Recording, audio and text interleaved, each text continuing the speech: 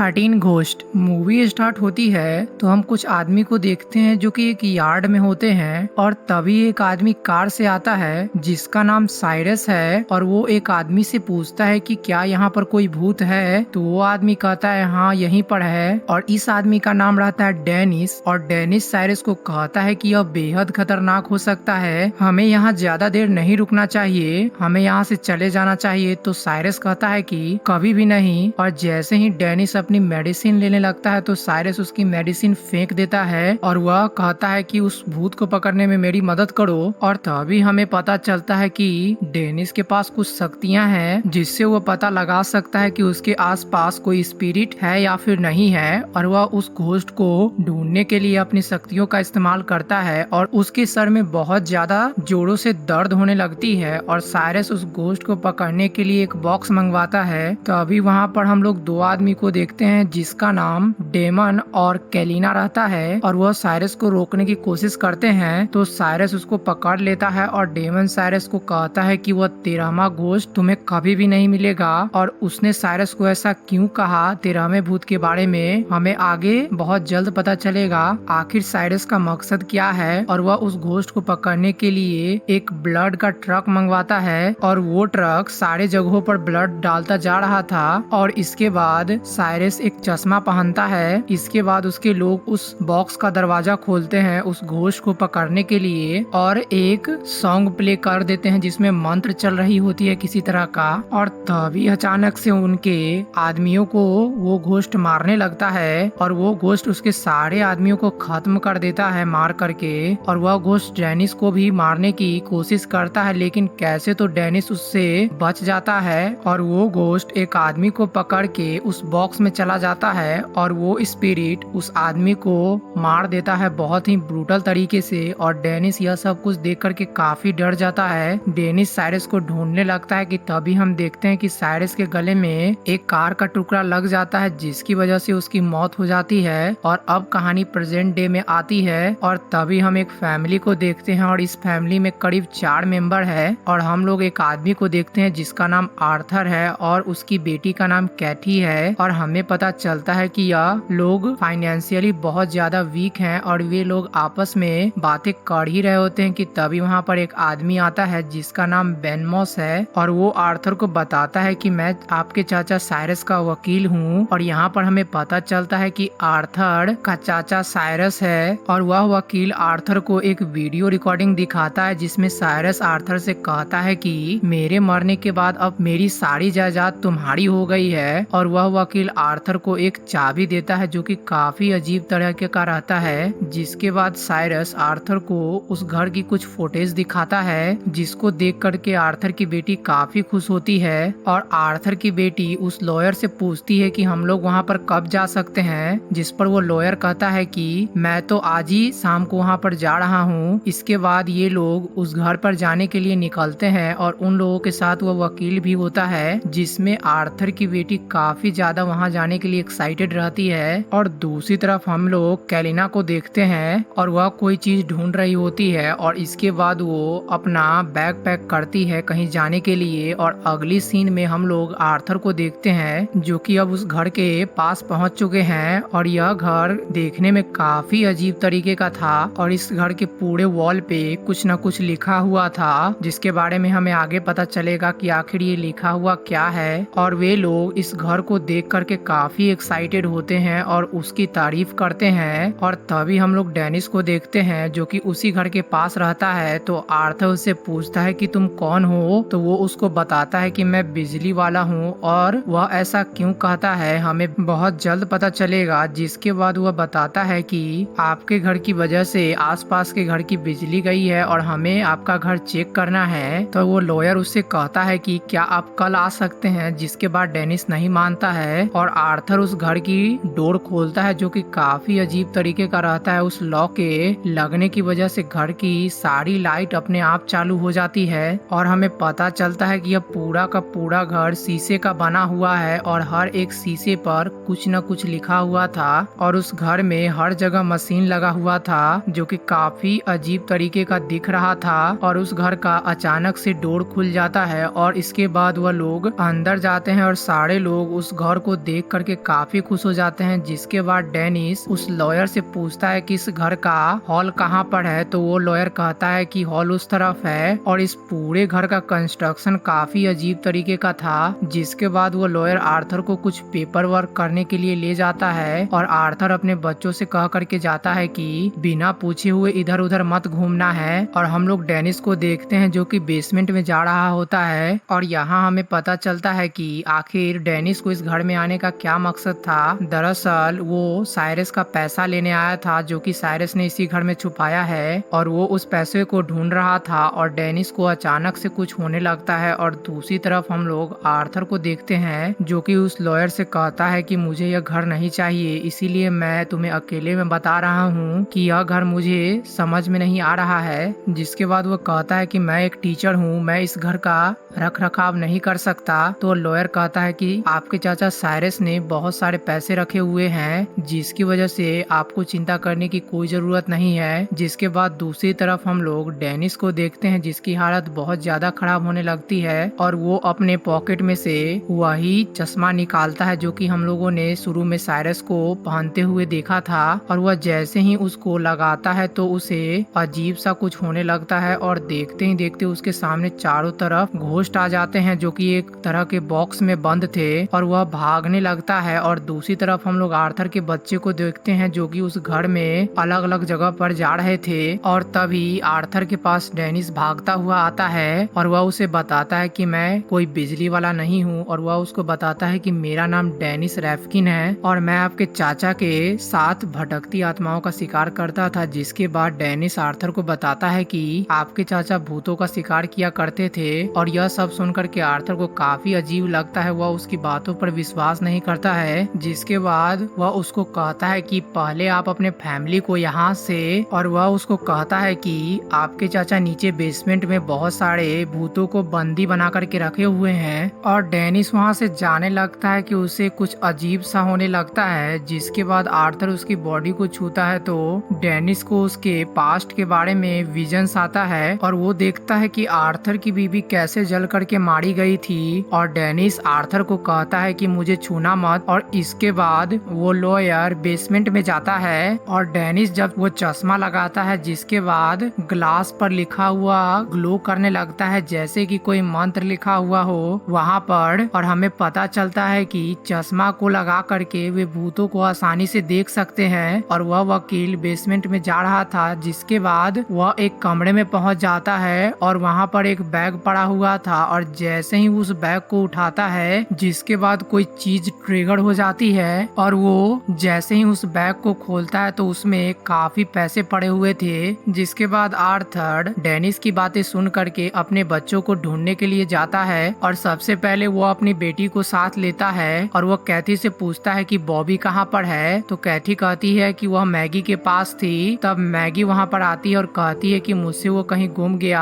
Arthur के बेटे को बेसमेंट से एक आवाज आती है और वह उसके पीछे चला जाता है। आर्थर अपने बेटे को ढूंढ रहा था और अपनी बेटी से कहता है कि तुम बाहर जाकर के कार में बैठो, मैं बॉबी को लेकर के आता हूँ। जैसे ही वे लोग दरवाजे के पास पहुँचते हैं तब तक वो दरवाजा बंद हो चुका था। ये देख करके आर्थर उस दरवाजे को तोड़ने की काफी कोशिश करता है लेकिन वह नाकामयाब रहता है। और वहाँ पर डेनिस आता है और उसको बताता है कि पूरा घर अब सील हो चुका है। तो आर्थर डेनिस से कहता है कि मेरे बच्चों को ढूंढने में तुम मेरी मदद करोगे। और वह दोनों वहाँ से निकलते हैं बॉबी को ढूंढने के लिए। और तभी बॉबी बेसमेंट में चलते चलते एक जगह पर पहुँच जाता है जहाँ पर वह सारे के सारे घोस्ट हैं और वह बहुत डरा हुआ भी रहता है। और आर्थर और उसकी पूरी फैमिली बॉबी को ढूंढने लगते हैं। तभी डेनिस बताता है कि यह जो मंत्र लिखे हुए हैं यह भूतों को कैद करने वाले मंत्र हैं, इससे भूत बाहर नहीं आते हैं। तो आर्थर की बेटी को यह सब मजाक लगता है। और दूसरी तरफ बॉबी के सामने एक घोस्ट आ जाता है जिसको देख करके वह भागने लगता है और नीचे गिरने की वजह से वह बेहोश हो जाता है। और डेनिस सबको बताता है कि इस चश्मे को पहन करके हम लोग घोस्ट को देख सकते हैं। और जैसे ही आर्थर बेसमेंट में जाता है तो डेनिस उसे वहां जाने के लिए मना करता है और कहता है कि नीचे बहुत सारे भूत हैं। जिसके बाद आर्थर डेनिस को कहता है कि मैं तुम्हें कुछ पैसे दूंगा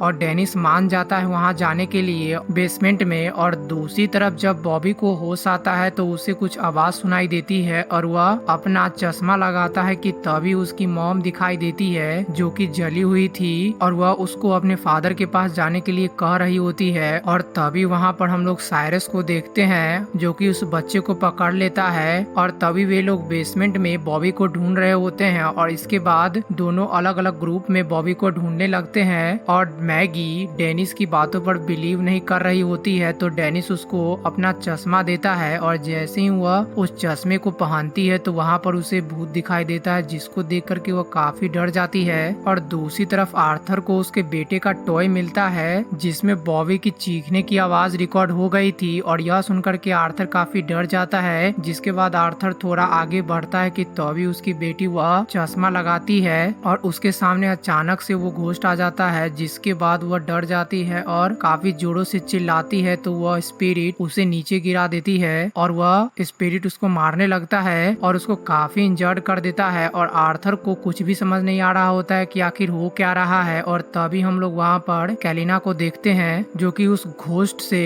कैथी को बचाती है और वे लोग अपनी जान जैसे तैसे उस घोस्ट से बचाते हैं। और आर्थर कैलिना से पूछता है कि तुम कौन हो और यहाँ पर क्या कर रही हो, जिसके बाद कैलिना अपना नाम बताती है और वह कहती है कि मैं भूतों को छुड़ाने का काम करती हूँ। जिसके बाद कैथी अपने पिता को चश्मा देती है और आर्थर जब उस चश्मे को लगाता है तो उसे भी भूत दिखाई देते हैं जिसे देख करके वह काफी डर जाता है। और कैलिना आर्थर को बताती है कि साइरस को बुरी आत्माओं को गुलाम बनाने की आदत थी और मैं यहाँ पर उन्हें आजाद करने आई हूँ। और आर्थर उससे पूछता है कि तुम अंदर कैसे आई तो कैलिना कहती है खिड़की से जो कि अब बंद हो चुकी है। जिसके बाद कैलिना उसे एक बुक दिखाती है और यहाँ पर हम लोगों को कैलिना से पता चलता है कि दरअसल साइरस का मकसद एक मशीन बनाना था जिससे वह फ्यूचर देख सकता है और उसे अलग अलग 13 भूतों की जरूरत थी जिससे वह फ्यूचर देखने वाला था। और कैलिना आर्थर को बताती है कि यह भूतों के ताकत से ही चलेगी। जिसके बाद अचानक से आर्थर की बेटी वहाँ से गायब हो जाती है और वह काफी डर जाता है और इसके बाद कैलिना उसको वहाँ से लेकर के निकलती है। और दूसरी तरफ डेनिस और मैगी उस बेसमेंट से भाग रहे होते हैं कि तभी अचानक से डेनिस का चश्मा नीचे गिर जाता है और डेनिस उस बॉक्स में बंद हो जाता है। जिसके बाद मैगी जब उस चश्मे को लगाती है तो उसे उस बॉक्स में एक भूत दिखाई देती है और वह डेनिस पर अटैक करने लगता है। जिसके बाद कैसे तो डेनिस उस बॉक्स से बाहर आ जाता है और इसके बाद ये दोनों बेसमेंट से बाहर आ जाते हैं और वे घोस्ट भी अब पूरे घर में फैल चुके थे। और डेनिस थोड़ा आगे बढ़ता है तो आगे उसे कैलिना दिखाई देती है और आर्थर जब नीचे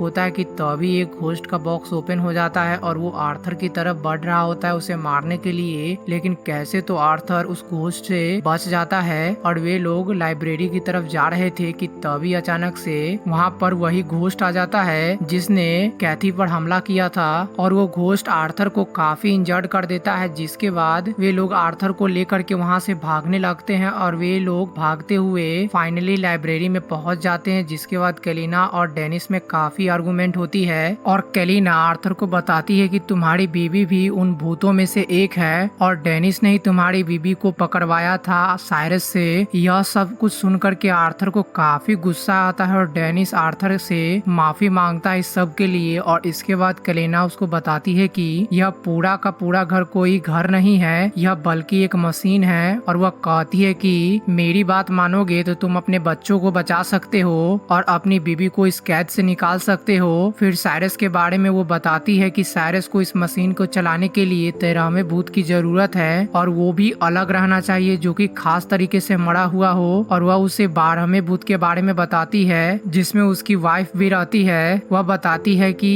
अगर वह 12 के 12 भूत उस बॉक्स से बाहर आ गए तो यह मशीन स्टार्ट हो जाएगी जिसके बाद यह होगा कि साइरस एक बहुत शक्तिशाली आदमी बन जाएगा। और वह कहती है कि इस मशीन को चलाने के लिए 13वें भूत की जरूरत पड़ती है जो कि उसने खुद से ही सुसाइड किया हो अपनी मर्जी से। जिसके बाद डेनिस कहता है कि वह अगला घोस्ट तुम होगे यानी कि आर्थर ही वह 13वां घोस्ट होगा। यह सुनकर के वह काफी हैरान होता है। जिसके बाद कैलिना कहती है कि तुम्हें अपने बच्चों को बचाने के लिए अपनी जान की कुर्बानी देनी पड़ेगी। तो डेनिस उसे ऐसा करने से मना करता है। डेनिस उसे काफी समझाता है कि तुम ऐसा मत करो, साइरस ऐसा ही चाहता है, वह तुम्हारी बीवी को इसीलिए कैद किया था ताकि तुम अपनी मर्जी से सुसाइड कर सको। अगर तुमने ऐसा किया तो वह अपने मकसद में कामयाब हो जाएगा। जिसके बाद आर्थर ऐसा करने के लिए हाँ कर देता है। डेनिस आर्थर को कहता है कि हम लोग बेसमेंट में जाएंगे तुम्हारे बच्चों को ढूंढने के लिए, सिर्फ और सिर्फ हम ही दोनों। आर्थर कैलिना से पूछता है कि क्या तुम उस मशीन को बंद कर सकती हो, तो वह कहती है कि